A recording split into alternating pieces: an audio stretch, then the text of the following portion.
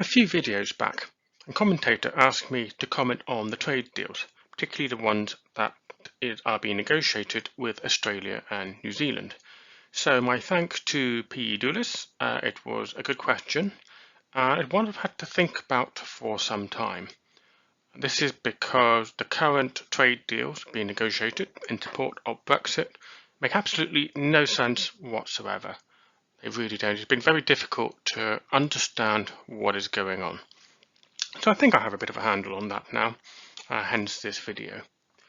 Now, a small disclaimer, I do not have inside knowledge of the trade deals currently being negotiated, but I do understand some of the principles behind trade deals because I have negotiated them myself in the past, small, simple deals.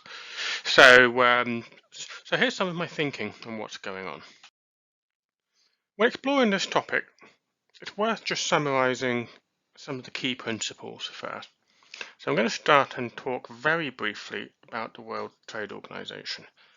I'm not going to go into any detail on this, apart from the fact that I'll probably get it wrong. It's also very boring. Important, but boring. So I have summarized things into these key principles that are worth understanding for this conversation, this topic.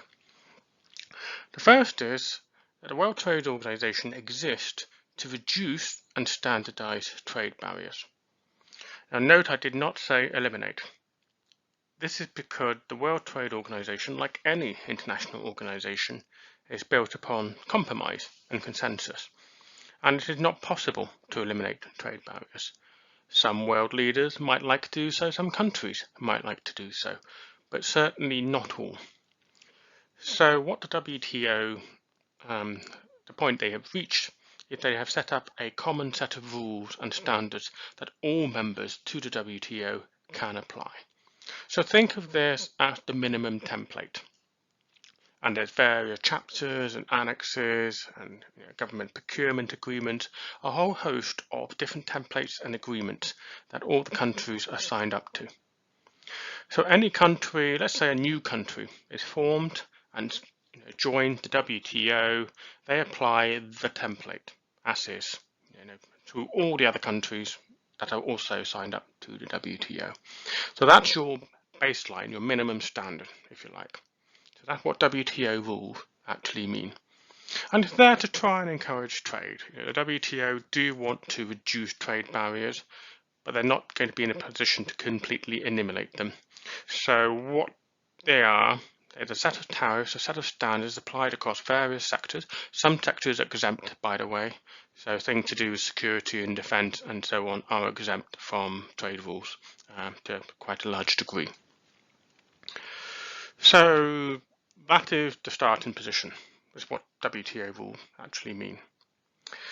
WTO organisation also allows for disputes, because whenever you do have trade friction and trade things going on, there's always the scope for dispute. And so cases can be brought before the WTO for arbitration, but also, and quite an interesting quirk, the WTO can actually authorize nations or groups of nations to put punitive tariffs on transgressors. And we saw this when Trump picked a fight with the EU on trade barriers. So Trump went and unilaterally put up various trade barriers and tariffs on EU imports. The EU did complain to the WTO that this was unfair and discriminatory, which WTO agreed with, and allowed the EU to punish the US with their own punitive tariffs and trade barriers, which they did. And the EU, I believe, won that battle. They were very successful in targeting Trump and Republican supporting industries to make them feel the pain of what they were doing. So they reached an agreement to avoid more dispute. So that was an interesting case study of how the WTO allowed the US and the EU to apply punitive tariffs on each other in order to resolve their trade disputes. So what this means when it comes to free trade agreements is that they're all about deviating from this standard set of rules. So preferably to zero or to lower numbers. So that means two or more nations can decide jointly that they're not going to apply WTO rules to each other. They're going to go for something better. And they do so because better is something that they can see between them, that's something they can achieve.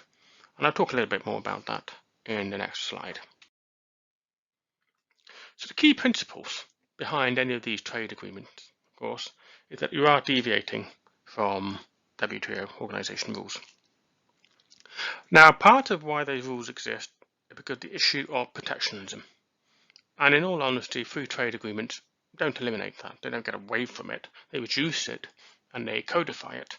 But protectionism exists in all government-to-government dealings when it comes to trade.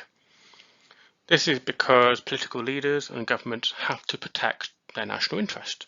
That could be economic interest, that could be the interest of specific industries, agriculture, whatever it may be, high-tech sectors and so on. So every trade agreement has an element of protection in it. So these will be bits of industry, country, or sectors even, or services. It could be manufacturing, it could be services, it could be agriculture. And each country will make their own decision about how protectionist they're going to be about those sectors and industries. And the reason for it, to protect jobs, it could be to make sure they've always got food supplies, stable supply chains, whatever. So when they are negotiating a trade agreement, they will be seeking to protect those industries that they deem as necessary for whatever reason. Or they may exact a very high price to allow other nations access to them. So a very simple example in the UK is that the UK is very protectionist about healthcare and the NHS, especially in the dealings with the US. And this is because the UK sees the US healthcare model as predatory and thus destructive to the ethos of the NHS. In plain and simple terms, that's how it's viewed. So that is why things like healthcare and the NHS will always be off the table when it comes to trade negotiation, for example, unless, of course, you decide to compromise on that. Now, the other aspect of trade agreements is an economic term called comparative advantage. So what that is, these all trade deals are based upon this to a certain degree. So let's give an example. Let's say that the UK is good at manufacturing equipment, farm equipment, very good. That's their advantage, that's their specialty. And let's say they want to trade with another country, say country X, who need those farm equipment but are very good with agriculture. They've got lots of land, it's massively fertile land, and they want to export that produce to the UK. And the UK wants to export its farm machinery to country X to help that.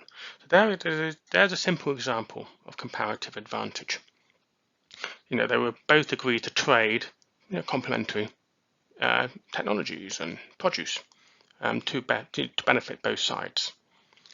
Now, the unique thing about comparative advantage is there's not necessarily a clear link between who's best at what. So in that example that I just gave, the UK's farming or agriculture might actually be better than country X, more efficient, more productive, whatever. But for the purposes of a trade, it makes sense to allow the other country to take the lead on the agriculture and farming, and for the UK to take the lead on machinery.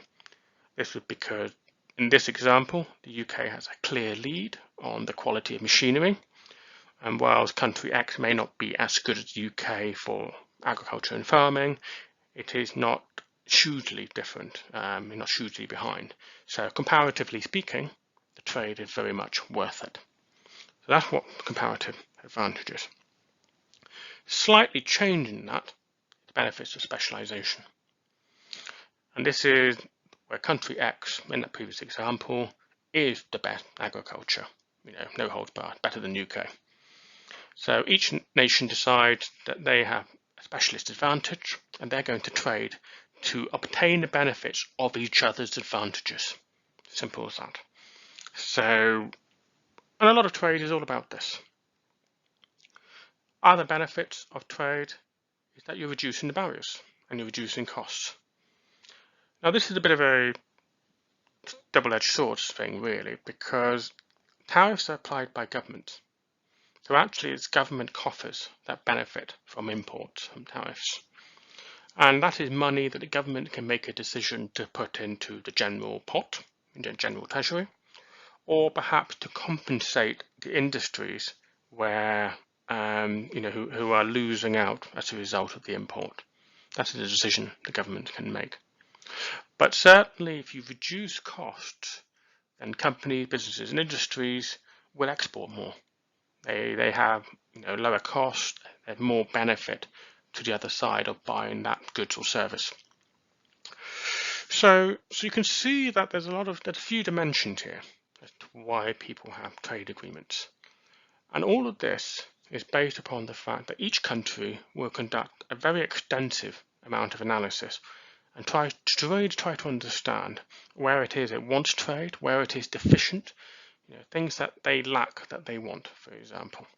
And it's not just about the quality of the produce, it can be about cost. And sometimes countries may make a decision that it is better to accept cheaper and lower quality produce or goods for the purposes of being able to export other high value items. So there's a lot of trade-offs that has to be made when you're negotiating any kind of trade deal. It's not straightforward, it's not simple. This is why they take many years to negotiate. So let's talk about the Brexit trade deals. How do they apply these principles that I've just outlined? They're very simple principles. There's not an exhaustive description. I just wanted to keep it simple. But actually the short answer about the Brexit trade deals is they just do not apply these common principles at all when it comes to trade deals. So what are the things we're looking at? Well, one is there's no public scrutiny. And it's very hard to do that kind of analysis. I talked about sectoral analysis as what you need to be able to figure out where can you specialize, where do you have comparative advantage. It's a complicated thing to do. And you can't really expect a group of civil servants in one government department to do all of it. That's not possible. They just won't have that level of knowledge or expertise. So the normal run of things is you expose what your things are, and they call them mandates, I believe. So you expose what it is you're going to be looking for in any trade deals, and you invite industry or political leaders and so on to input to improve the quality of the analysis. But the UK government has basically not done much of that, done it to a very limited degree. More disturbingly, these trade deals aren't really given to Parliament to scrutinise. And by the way, that makes the UK Parliament possibly one of the few, if not the only, democratic parliament in the world that isn't really allowed to scrutinise trade deals. That is a core function of Parliament. So this is what taking back control and sovereignty of Parliament looks like in Brexit Britain. I wasn't going to comment on that, but hey, I guess it looks like I just have. So there's lack of scrutiny. So we don't really know what's in these trade deals. What we do know is really embarrassingly from reporting from other countries, not really from the UK side, because these have been deliberately concealed from public view to a great extent. But we do have a few things, and I think what we can see is that there's a massive lack of industry and sectoral analysis going on behind these trade deals. I've talked about specialisations and comparative advantage. Where's that analysis from the Department of International Trade that supports the objectives of the trade deals? It's just not there. And from what little people have seen, it looks of very poor quality indeed. So what little we do know is what's been reported on the Australian and New Zealand deals. And specifically, what we have seen is that those deals in certain ways will essentially destroy UK farming. That's just to pick one sector that was widely reported upon. And the reason for that is that countries like Australia in particular struggle to export their agriculture. And that's because many countries know that Australian agriculture is able to do things that they cannot, particularly in the EU. So, for example, they use certain hormone, animal welfare, things like that. So this is why the EU was not able to agree a trade deal with Australia, because the EU were protectionist of European agriculture and animal welfare standards and so on, and simply would not allow Australian agricultural produce into the EU as it currently stands. And the Australians were not willing to budge on that. One of the other main exports of Australia, for example, is coal. So Australia is not a particularly clean or great economic output, shall we say. There's certain consequences to trading with countries like Australia. And this has been commented on in economic circles for quite a large number of years now. But we have seen in the Brexit trade deals that all of those don't seem to matter so much. The UK has watered down the environmental protections that it should have insisted upon with Australia. Possibly not with New Zealand. New Zealand are quite hot on environmental protections. But we've also seen that the UK is willing to allow quite a significant amount of import of milk and beef and lamb from Australia. And we know that that import will undercut UK farming. So essentially what we do know is that the Brexit government has sacrificed UK farming to Australian interests for those trade deals. And it's quite, and to New Zealand as well. And it's quite likely that there's a whole host of other things they've sacrificed. But this is what we know from media reporting in Australia and New Zealand.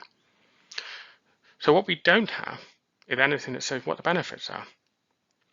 But we do have some parliamentary reporting that where the analysis produced by the Department of International Trade themselves show negligible to almost zero benefit to the UK as a result of those trade deals.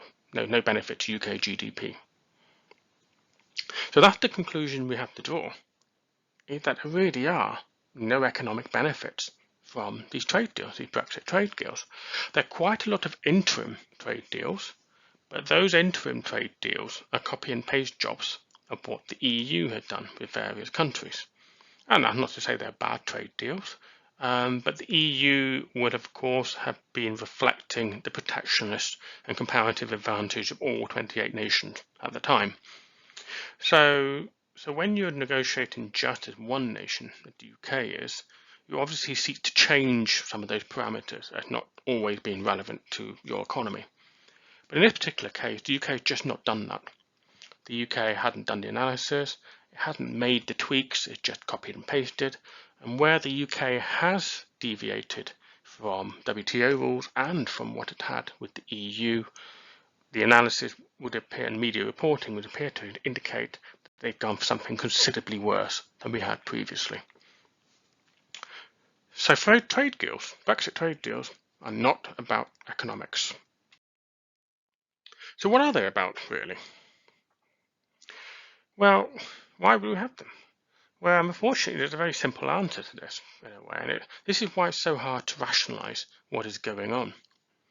Because Brexit has actually created unique trade deals. They are truly world unique. They are political instruments.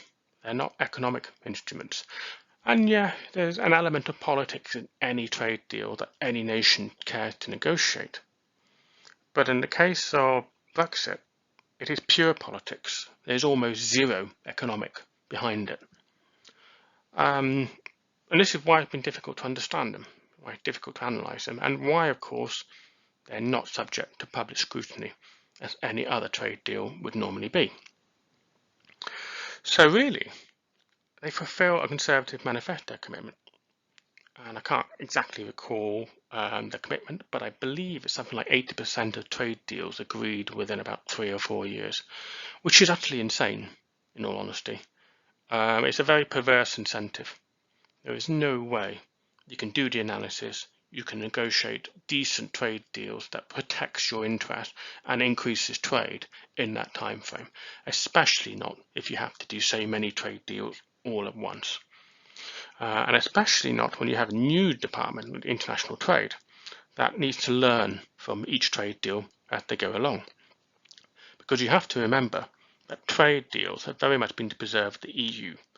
So any nation that had very good trade negotiators would have sent them to the EU for, for communal benefit. But the UK has not done that. And so these trade deals are just there to make a manifesto commitment, regardless of the harm they may cause. So actually, the true purpose of trade deals is to make Brexit irreversible. And this is because should any future government want to rejoin the EU single market, not the EU as a whole, but the EU single market, then nations have to give up the ability to negotiate trade deals. They can negotiate a whole host of different agreements with other countries outside of the EU, but they sacrifice trade deals because the whole point is to apply economic leverage. And you do that by joining a collective, that is, the EU single market. So by agreeing so many trade deals, the intent is to make Brexit irreversible, to make it very difficult for any government to overturn all those trade deals. Unfortunately, this is going to have certain consequences for the UK, which is that because the trade deals have minimal economic benefit, they're actually going to cause considerable harm to the UK. Certainly in the short term, where the harm's already happening in the short term due to the way Brexit has been pushed forward at a very breakneck speed, but in the long term too, because any future government are going to struggle to secure any improvements to those trade deals. Because if you're Australia or New Zealand, you're very happy with the trade deal you've signed. Why would you renegotiate them? You stick to it. So really, trade deals are just a numerical thing for political gain. They're not a qualitative benefit to the UK. And so I can imagine people asking, well, why is this tolerated? Why is this allowed in the UK? And I'll have to speculate a little bit here, not being a deep insider, but part of the problem is that the UK civil service, particularly those in the Department of International Trade, has been subverted by the Conservative Party. This subversion has come in two forms. Any senior civil servant who had not gone along with this plan has been forced out. And we've seen fair few high-profile examples of this. For example, the private secretary or permanent secretary to the Home Office was forced out due to bullying by Priti Patel. So he would obviously not go along with Priti Patel wanted, so they forced him out. So what's left of the senior UK civil service has to agree with the political direction, even though it might cause harm to the country. Are there any other kickbacks or benefits? I could not say. But what is clear is that they've been subverted to the political objectives. And picking on the Department of International Trade, a specific example, that's quite a young department. So there's no way that they have deep experts in WTO, in trade, and so on. Over time, they will, but they've not been given that time. And what has happened, they've ended up recruiting a lot of people from outside areas, people with no knowledge, no deep expertise, and thus no ability to challenge perverse incentive, perverse political direction. They will just go along with what they're told to do because they don't know any better. They don't know the harm that they're causing. They haven't got that deep well of knowledge and expertise to be able to push back as a proper specialist, a proper expert would do. So they're forcing through this agenda despite all the harm it will cause. And the UK media are supporting this because this supports the Brexit narrative. That's one reason. And the other reason is because the days of journalists being deep experts in particular fields have been long gone. They don't understand trade, they don't understand WTO, and so on and so forth. So they just go along with the press releases that are sent to them. They don't have the deep knowledge, and they don't have the desire to be particularly critical and to point out the huge economic harm that these trade deals are causing. So that is why the UK is now in this position of having these really bad trade deals that no other country, no other democratic country anyway, would ever agree to sign. So what can be done about this? What does the future hold when it comes to these trade deals? Well, let's imagine that Keir Starmer wins the next election, perhaps. Let's say he sweeps into government, and of course he himself is not wedded to Brexit, one presumes, and he will see the massive harm that all this is causing, particularly to UK farming, to UK manufacturing, and so on. These are industries that Labour would like to secure as a core vote. So Starmer, of course, has got to reverse all this harm, or any future leader got to reverse all this harm. But that's not going to be easy. And there's effectively three options available to any future leader that takes over after Boris Johnson or his successor has spent their time creating this mess. They can either accept it. They can accept the trade deal. They're signed, they're done, they're dusted. You can't really go back on them. And there is an argument for that. And I'll give an example of that, which is that earlier this year, President Joe Biden was heavily criticised for his pullout of Afghanistan, of the US military forces. Now, of course, there are lots of criticism that can be levied at how that was prosecuted, how that went down, and how many people suffered as a consequence. But there's an important principle there, which is that Joe Biden was actually implementing an agreement reached with the Taliban by his predecessor, President Trump, and ex-President Trump, I should say. And Trump caused the US a huge amount of harm in the international circuit because he ripped up trade deals. He refused to abide by them. He ripped up the deal with Iran and so on. And as a consequence, the ability of the US to agree agreements, treaties and trade deals with countries was severely compromised. So even if President Biden perhaps had not agreed with the idea of making that agreement with the Taliban, and to be honest, I think he probably did agree with it, but let's go with this assumption for now. He stuck to the principle that that agreement was made and signed, and he should stick with it. And he made that clear. He stated that they had an agreement, the US had to abide by it, thick or thin. So there is an argument here on Brexit trade deals, and that's certainly the argument the Brexiteers will want to put forward, is that these deals are done and dusted, and we have to abide by them.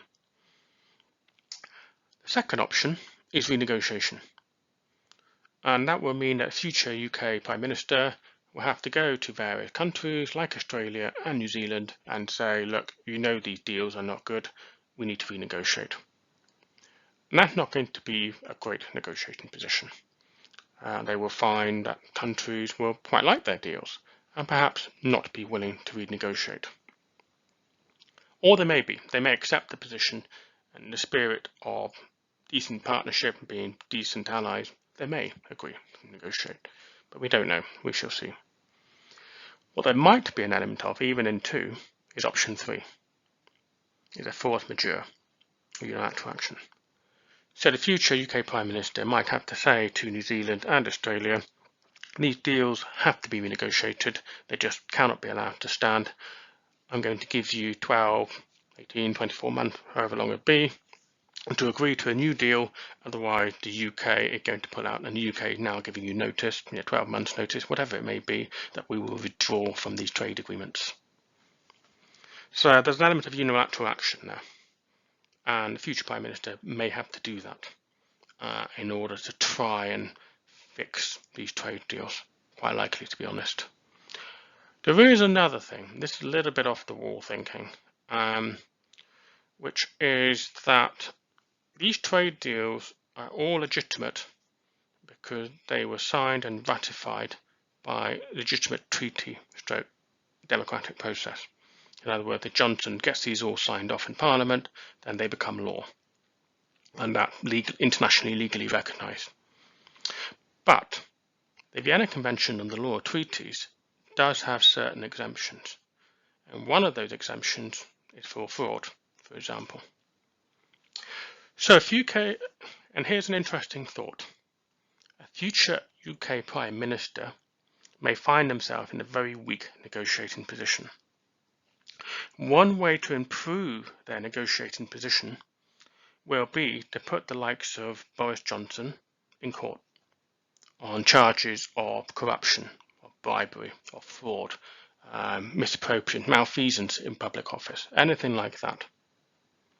And if they succeed in getting Boris Johnson convicted of those sorts of crimes, that actually strengthens their ability to renegotiate these trade deals, because they can then have an argument to turn round to nations and say these trade deals are now invalid because they were secured through fraud and corruption, and therefore the UK is going to have to terminate them. And that is recognised to a certain degree by the Vienna Convention. Now, this won't happen. This is wishful thinking. We know that the UK political system will never prosecute past prime ministers or leaders in this way. But I float that as a negotiation tactic that possibly some Machiavellian prime minister may wish to consider as a way to get the UK out of this Brexit economic harm it currently finds itself in. So a bit of a long video there, but I hope you found that analysis interesting. There is no doubt going to be a lot more to say about trade agreements as more information comes out or more future trade agreements get agreed. Future trade agreements to watch out for will be that with India and China, because those are going to be high priority markets for the UK, and that'd be very interesting to see what the UK tries to do to secure those. So yeah, hope you found this interesting, and please do subscribe or like to these videos if you'd like to see more of these.